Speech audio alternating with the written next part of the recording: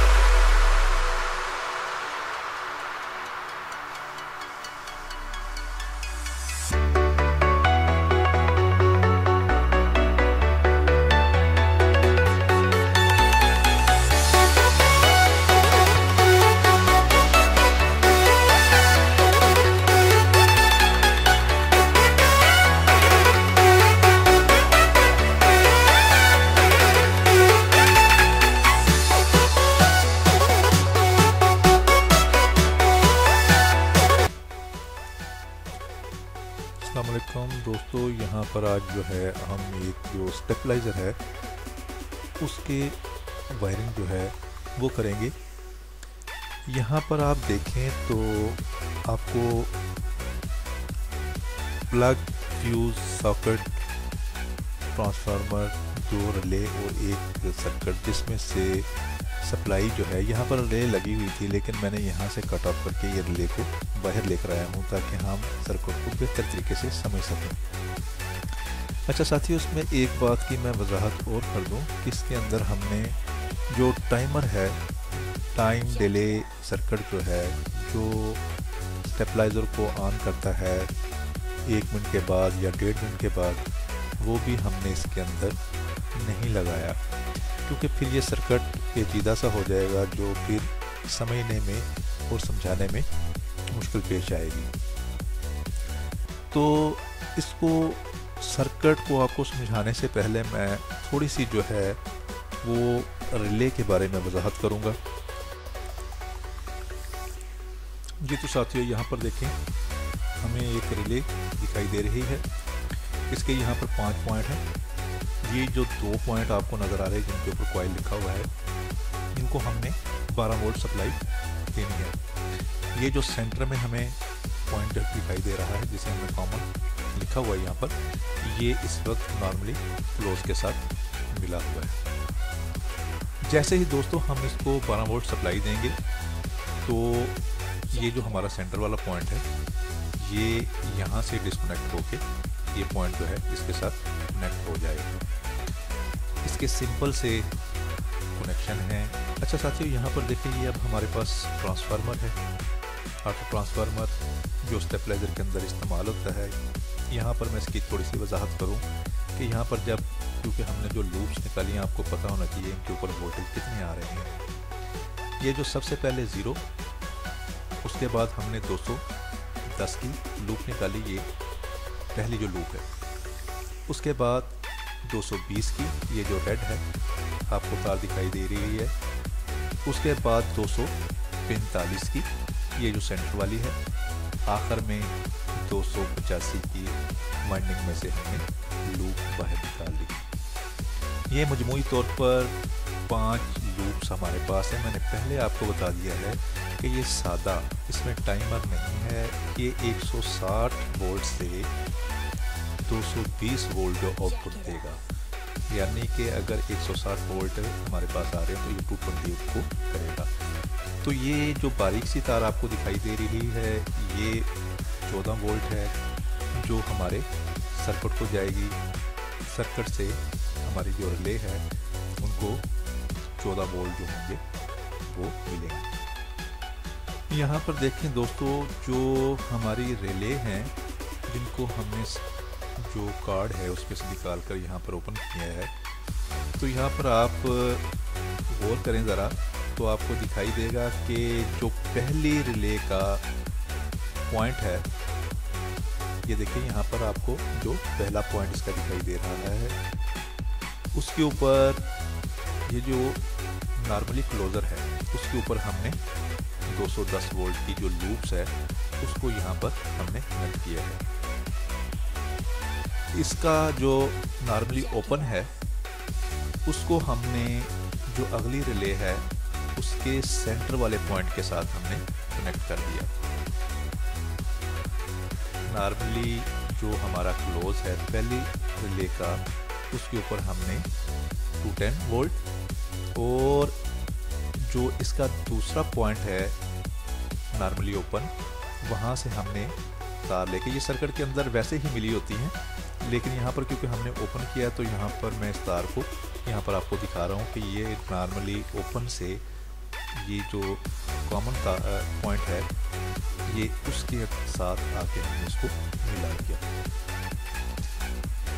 अब यहाँ पर देखें कि ये जो सेंटर वाला पॉइंट है जो नॉर्मली इसका क्लोज है, तो यहाँ पर हमने जो तार लगानी है, जो लूप्स लगेगी ट्रांसफार्मर में से निकल के बाहर, वो यहाँ पर 245 वोल्ट वाली 245 वोल्ट जिसमें से आ रहे होंगे वो लूप्स हम यहाँ पर लगाएंगे। अब हमारी जो 285 वाली 285 वोल्ट वाली लूप्स है वो हम यहाँ पर नॉर्मली जो ओपन है उसके ऊपर हम इसको कनेक्ट करेंगे, लगाएंगे। जी साथियों, तो यहाँ पर देखें कि हमारे पास ये जो हमारा सेंटर वाला पॉइंट है जिसमें से ये तार जो है बाहर जा रही है हमारी सॉकेट की तरफ, यानी आउटपुट जो सप्लाई बाहर निकल रही है हमारी, क्योंकि ये जो वायर हमारी लगी हुई है, तो ये ज़रा आप देखें तो ये नॉर्मली जो क्लोज़र है उसके साथ मिली हुई है, और नॉर्मल क्लोज़र के ऊपर जो हमारी लूप्स लगी है वो 210 की 210 वोल्ट की है। तो यहाँ से जो बाहर वोल्टेज आ रहे हैं वो 210, 212, 220 के करीब वोल्टेज जो होंगे वो आउटपुट बाहर निकल रहे हैं।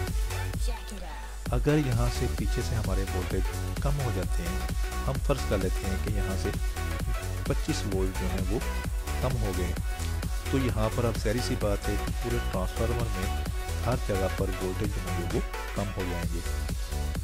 210 वाली जगह पर यहाँ पर 85 वोल्ट होंगे, अब यहाँ पर 245 वाली जगह पे 220 वोल्ट होंगे, यानी कि 220 वोल्ट होंगे, और जो हमारी 285 वाली लूप है अब यहाँ पर 260 वोल्ट होंगे। वोल्टेज कम होने की वजह से ये वाला जो पॉइंट है, ये सर्किट जो होगा इसको ऑपरेट करवाएगा इन रिले को, और ये वाली जो वायर है, ये वाला जो पॉइंट है, अब ये नॉर्मली ओपनर के साथ जाके मिल जाएगा।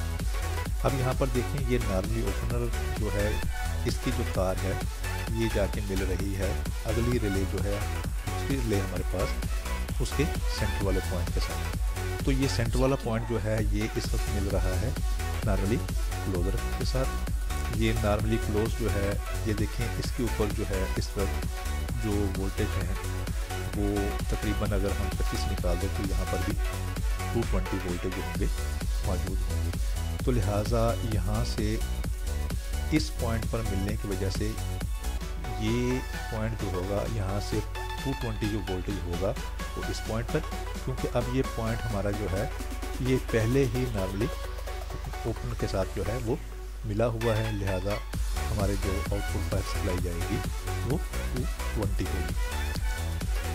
साथियों, अगर मज़ीद कम वोल्टेज हो जाते हैं तो ज़ाहिर सी बात है कि फिर वोल्टेज जो होंगे हर लूप के ऊपर जो होंगे वो डिफरेंट होंगे, हर लूप जो होगी उसके ऊपर वोल्टेज जो होंगे वो कम हो जाएंगे। तो अब इस सूरत में ये जो सेंटर वाला पॉइंट है ये नॉर्मली क्लोजर से हट के यहाँ से डिस्कनेक्ट होगा, अब ये जाके मिलेगा इसके साथ जहाँ पर 285 वोल्ट की हमने लूप्स लगाई हुई है, क्योंकि अब यहाँ पर भी वोल्टेज कम आ चुके होंगे, यहाँ पर वोल्टेज कम होंगे, यहाँ पर भी तकरीबन 230, 235, 225 इसके नज़दीक जो वोल्टेज होंगे वो यहाँ पर होंगे। लिहाजा हमारी सेंटर वाली जो ये पॉइंट होगा जैसे ही ये नॉर्मली ओपन के साथ मिलेगा तो यहाँ से ये वोल्टेज होंगे इस वायर के ज़रिए हमारे इस पॉइंट पर, ये पहले ही इसके साथ मिला हुआ है, मुंसलिक है, तो यहाँ से जो वोल्टेज होंगे आउटपुट जो बाहर निकलेंगे वो तकरीबन 230, 235, 225 के करीब जो होंगे वो वोल्टेज यहाँ पर निकलेंगे। साथियों, यहाँ पर एक बात आपके ज़हन में रहे कि ये जो हमारा सर्किट है ये ठीक होना चाहिए। इसकी अगर हम वेरिएबलों को क्लॉकवाइज या एंटी क्लॉक घुमाएं तो हमारी ये जो रिलेज हैं इनको वर्क करना चाहिए, यानी कि इनके अंदर से आवाज़ आनी चाहिए। आपको इनकी साउंड सुनाई देगी, क्लिक क्लिक की इसके अंदर से आवाज़ आएगी।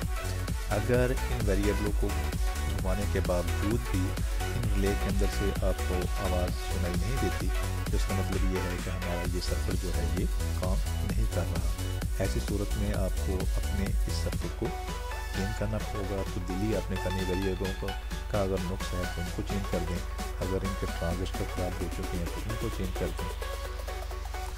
अगर आपका सर्किट काम नहीं कर रहा तो ये जो सेंटर वाला पॉइंट है ये किसी एक पॉइंट के साथ तो नॉर्मली क्लोज के साथ ही मिला रहेगा, ओपनर के साथ नहीं मिलेगा।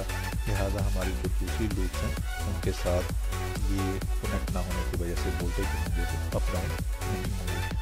अगर वोल्टेज जो हैं कम हो रहे हैं या ज़्यादा हो रहे हैं वो सिर्फ 220 वाली लूप के साथ ही मुंसलिक रहेगी। ये वाली वायर जो है जो हमारी आउटपुट 220 की तरफ बाहर निकल रही है, तो लिहाजा हमारे वोल्टेज जो होंगे वो नहीं बढ़ेंगे कम होने के बावजूद भी। साथियों इसके बाद हम जल्द ही एक नई वीडियो बनाएंगे जिसके अंदर हम इसके साथ टाइमर का जो सर्किट होगा वो भी लगाएंगे और बताएंगे कि टाइमर के सर्किट को हमने इनके साथ कैसे जोड़ना है, किस तरीके से हमने टाइमर को इनके साथ मुंसलिक करना है, लगाना है। उसके बाद ये जो हमारा ट्रांसफार्मर है हमने इसको बाइंड कैसे करना है, इसके अंदर हमने तार कौन सी इस्तेमाल करनी है, ट्रांसफार्मर का फार्मूला क्या है, ट्रांसफार्मर को हमने पाबन के ऊपर वाइंड करना है या हमने ट्रांसफार्मर को लकड़ी के पीस के ऊपर, ये सारी बातें जो हैं हम अगली जो वीडियो होगी उसमें बताएंगे। तो उम्मीद करता हूँ कि आपको ये वीडियो जो है पसंद आई होगी। जल्द मिलेंगे एक नई वीडियो के साथ, तब तक के लिए इजाज़त, अल्लाह हाफ़िज़।